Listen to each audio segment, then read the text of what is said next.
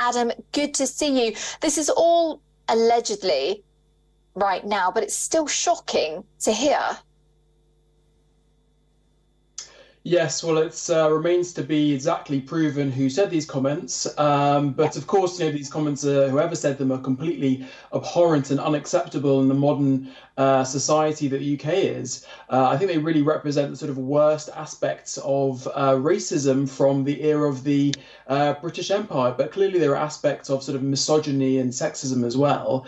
The councillors referred himself to the ombudsman, which means that it's an independent organisation that will investigate the matter, but the Conservative Party as well has also said that it'll be conducting its own investigation into the issue.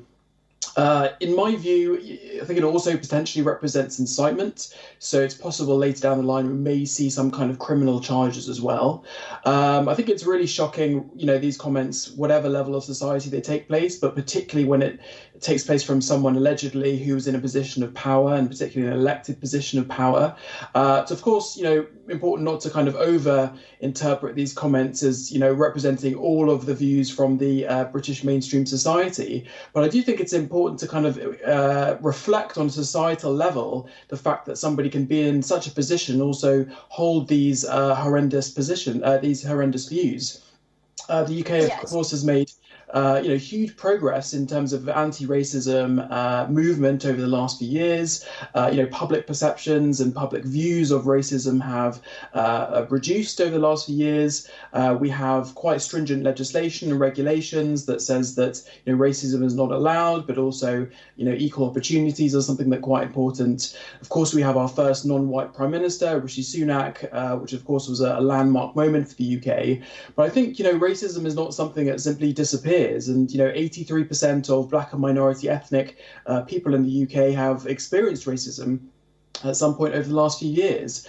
So I think explicit racism is not really something that is allowed in the UK anymore, particularly judging by the rightful reaction to these comments.